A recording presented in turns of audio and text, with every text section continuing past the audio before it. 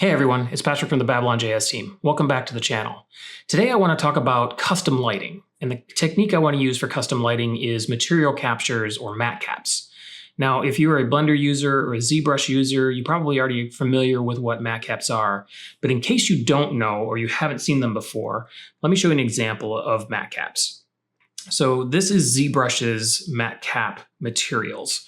And what you see is the skull geometry is being lit to match the sphere that's below it.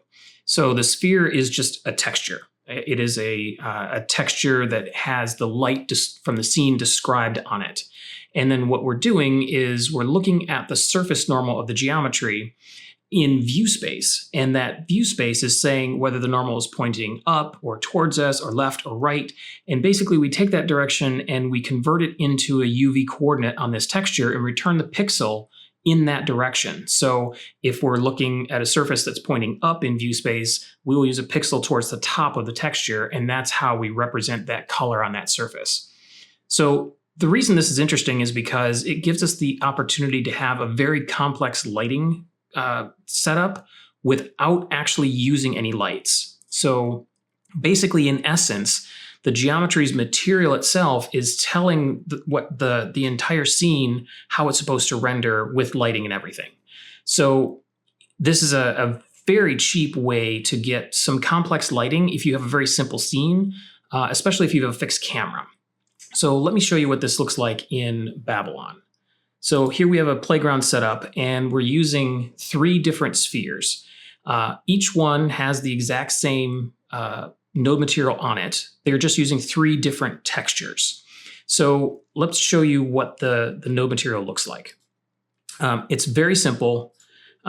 There's not a lot going on here, which also makes it very cheap to run in our scene.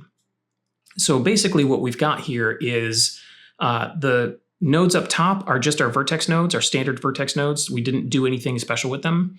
And then this entire MatCap section is the entirety of the shader. So we have the mesh normal that we're converting into a world normal.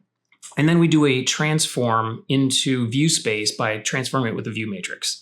Now, the reason we do this is to make sure that we are looking at the normals from the camera's perspective. We want to know that from the camera's perspective.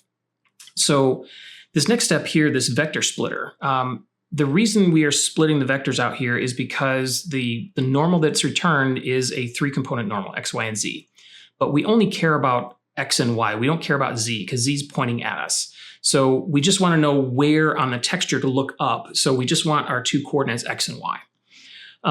You'll notice here that I've got a little negate node here on the Y component, and that's because of the way Babylon interprets textures. I'm just flipping Y just so that we get it oriented correctly on the mesh.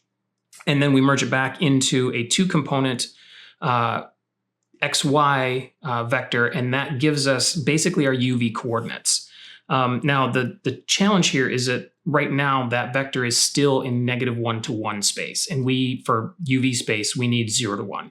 And so we do a little quick conversion here by multiplying times 1/2 and adding 1/2, and that will take it from -1 to 1 to a 0 to 1 range. So now that we have our UV coordinates in 0 to 1 range, we just pump that into our texture coordinate, and then that's it. It then maps whatever the normal is in UV space and returns that pixel.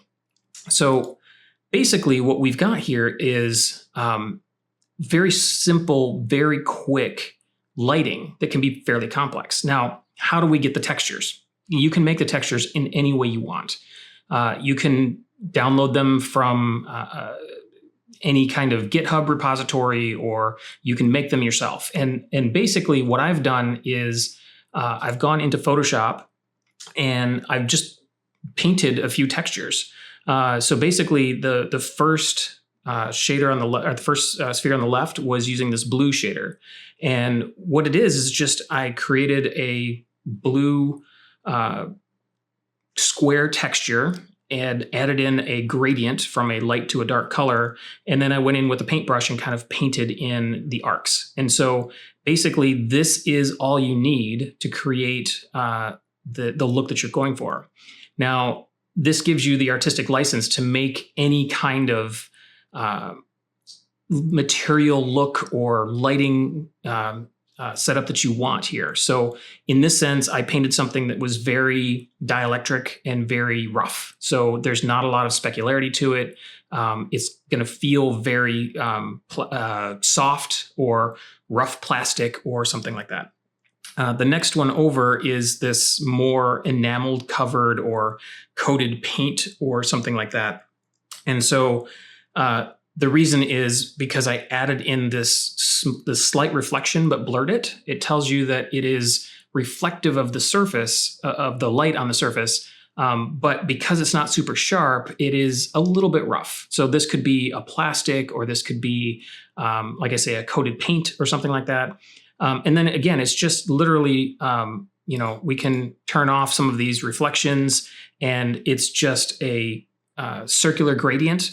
And then I go in and paint a couple of strokes around the edge. I just make a circular selection in the center of the texture, and that's pretty much all it needs.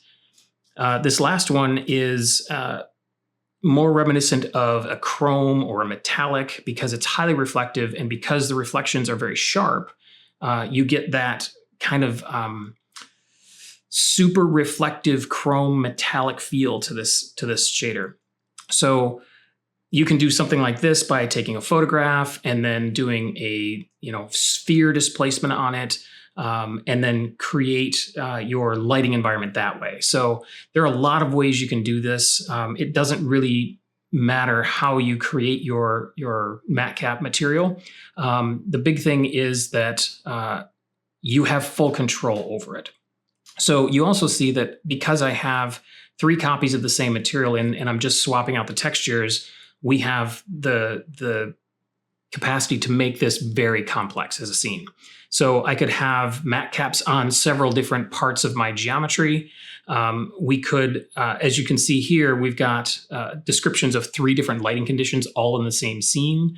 Whereas if I was going to try to do this with light and IBL and PBR, that would be really complicated to do because I would actually have to set up multiple lighting sets and then cull lights based on the actual geometry itself. So we would be running multiple light models, multiple sets of lights. Doing something like this would be really difficult to do. The one caveat here is I mentioned earlier, it's better if you have it on a fixed camera. And the reason being is that because this is rendered from the view perspective, basically as the camera moves, the lighting will move with it. So if I move the camera over here, you can see all of the reflections and the light moves with it. In some cases, that might be fine. It might feel like, you've attached the lights to the camera. In other scenes, you could break the immersion if you have a character running through an environment and the environment lighting kind of moves with the camera. So, but for anything that has, kind of a fixed perspective, this is a great technique to use. So I hope that this has given you some ideas. Custom lighting is a very deep topic that we can go into for a bunch of different situations.